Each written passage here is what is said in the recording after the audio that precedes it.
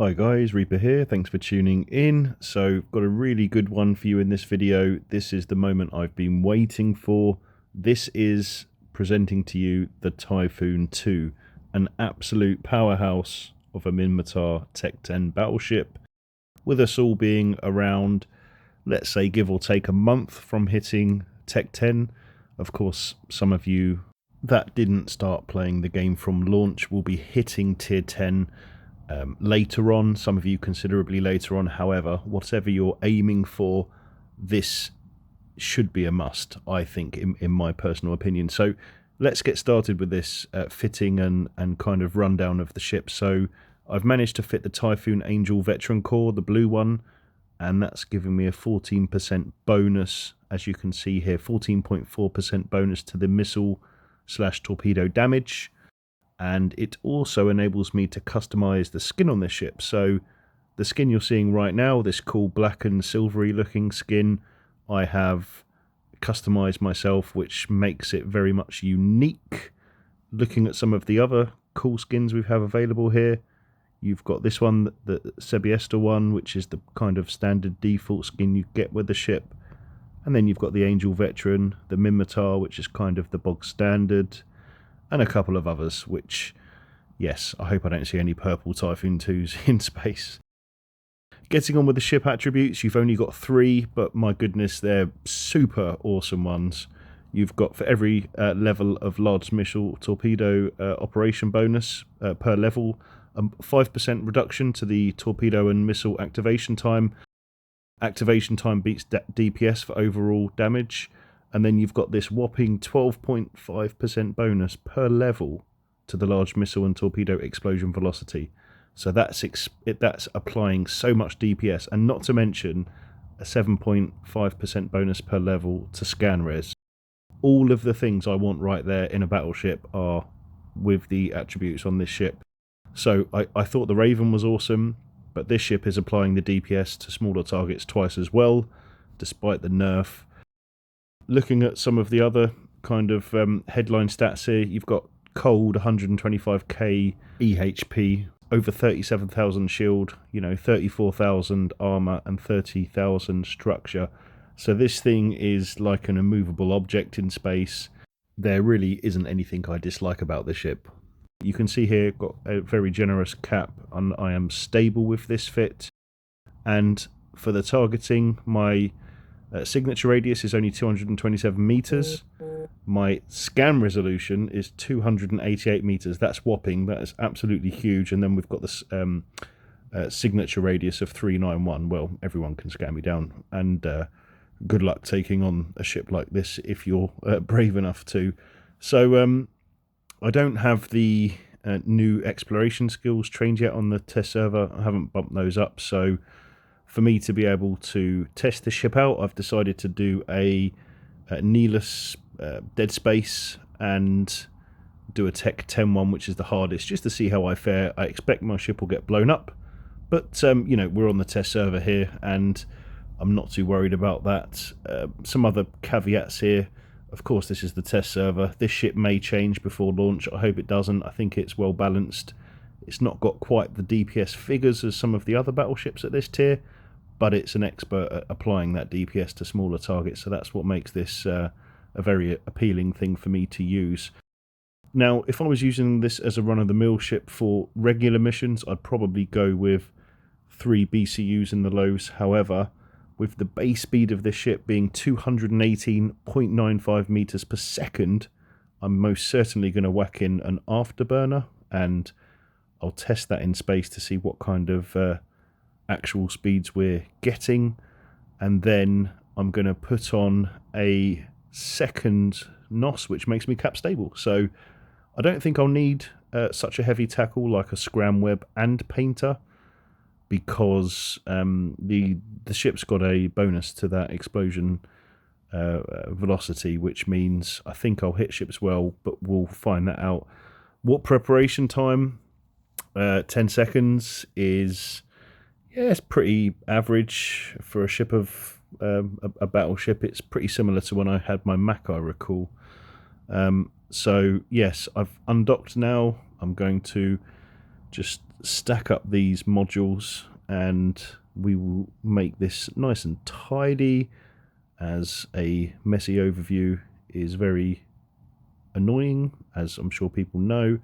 So there we go, we've got that all sorted. Now let's get my hardeners on, my afterburner running, and let's fire up one of those BCUs.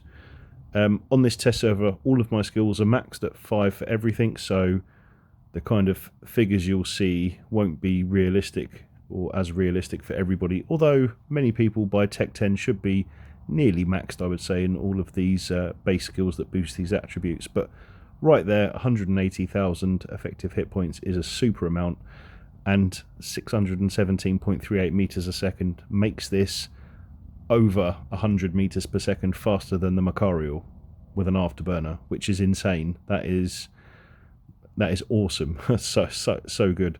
And of course, with the afterburner running, you'll have the warp preparation time, which is much higher, but that doesn't matter. So yeah, that's just really, really good. One drawback of this ship compared to the Raven, which you'll be upgrading from, is that the missile range is reduced from about 43 or 44 kilometers to 36. However, if you're moving 600 meters a second and pretty much blapping everything, I don't think that's going to matter too much.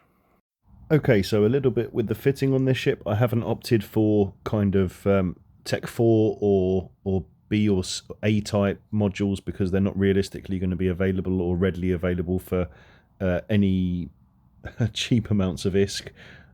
For the rigs, I've got the standard config for the DPS, and I have 2 CCCs and 1 targeting rig, and that's pretty optimal for this fit. I mean, I'm cap stable. I'm not cap stable without the second CCC, and having that 1 targeting rig gives me that tremendous scan resolution of 228, as you can see there, millimeters, which is, for a battleship, probably the highest scan res I've seen. In fact, well, it is the highest scan res I've seen. I don't think any battleships can achieve that, even with 2 or 3 targeting rigs.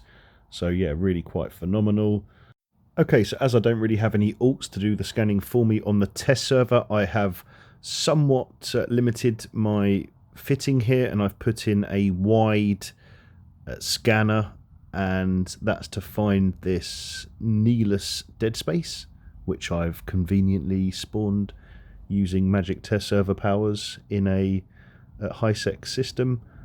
And there we go, I've managed to scan down the Angel Nihilus Deadspace, and I'm going to click OK and warp to it. This is the first time I have travelled to a Nihilus gate. Everybody's been telling me how cool it looks on the inside and how interesting the gates are themselves. So let's quickly zoom over here, and we're landing. A little bit of lag there as I was landing. And you can see there you've got kind of a particle stream beaming out from the centre of this gate. The graphics are truly amazing. That is, yeah, really, really pretty. Okay, so let's take our ship in and probably get blown to pieces really quickly. I haven't got an optimal fit for this. I think if I was going to run this for real, I would go with 3 adaptives. I'd probably swap my rigs for a little bit more tank, and well, I would probably bring some help as well, but yeah, let's see what happens. So I'm trying to enter, and it's giving me a pop-up message to say, if you go in here, it's going to be really bad and nasty. I found out that I was at the wrong gate. I was at a level 1. Of course, a battleship can't go in a level 1. So here's a level 10 Nihilus Angel Deadspace. Wow, okay, so the warp tunnel's different. It's a bit Star Wars-y with the, going into light speed. And we've landed. And here's all that great icy stuff that I've seen in all of the other content creators' videos and various other material. And I've appeared here next to the first wave kind of instantly. I have the advantage of being cloaked, and I've noticed I'm really lagging, which people have mentioned. Hopefully that gets sorted out. It is very graphically challenging because there's so many shapes in this. So I'm going to drop down to medium graphic settings, which a lot of people have recommended. And now it seems to be flowing quite fluidly. There's no jitter or lag there, so happy to get this started. I'm going to tap away, get my afterburner on. Again, this ship has a very small signature radius, so when I'm traveling at 600 meters a second, effectively I'll be speed tanking much like a battlecruiser would, which is, yeah, really, really good, especially against some of the larger battleship targets that will be shooting me. So, okay, I'm hitting this first cruiser, seems to be for maximum damage. Let's give a go on this Hound 3, I believe it will be. Yeah, pretty good. I mean, that's 1,200 DPS volleys without a web or a scram or anything, you know. So yeah, happy with that. Okay, so I'm going to speed through this and see if we can spawn some faction battleships and see how we fare against those.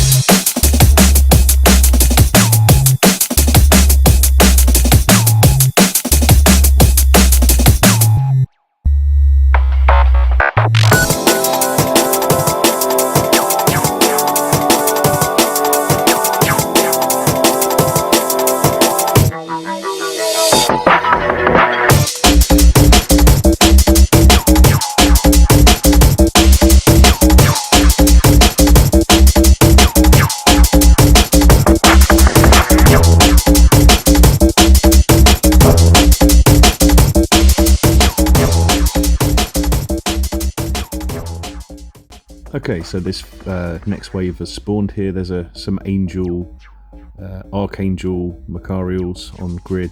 I am now taking some serious DPS. My almost 40,000 shields going down very fast.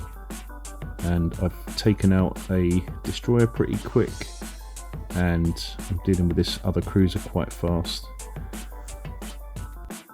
What I really want to find is an interceptor and see just what kind of DPS I can do to one of these interceptor 2s, the T10 variant. They're going to have very small sig radiuses, good speed. So if I look at the list here, you can see there's the Archangel, which is wailing on me. There's a probe there. Let's try and hit the probe. I'm thinking if I take out these Webbers and perhaps the target painters, I might be able to survive this and actually take out the faction battleship, although with the DPS I'm taking right now, that's probably a big ask. Plus they're runners by the look of it, they're going far away.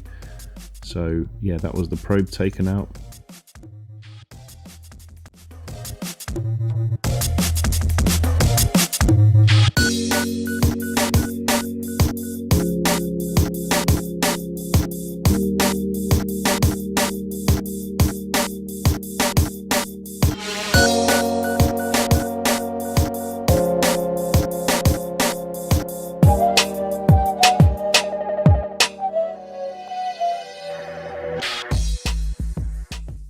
Well, it looks like I'm about to go down, guys, but I've certainly had some fun making this video. Hopefully you all agree that this ship is truly awesome. I'd love to hear what you think in the comments below, so yeah, please hit me up there and I'll be happy to get back to you and let you know, try to answer any questions you might have. But I'm super excited and looking forward to getting this ship at Tech 10. Not long to go now. The biggest question is, how much are they going to cost? So, alright guys, well yeah, thanks very much for watching. Catch you next time.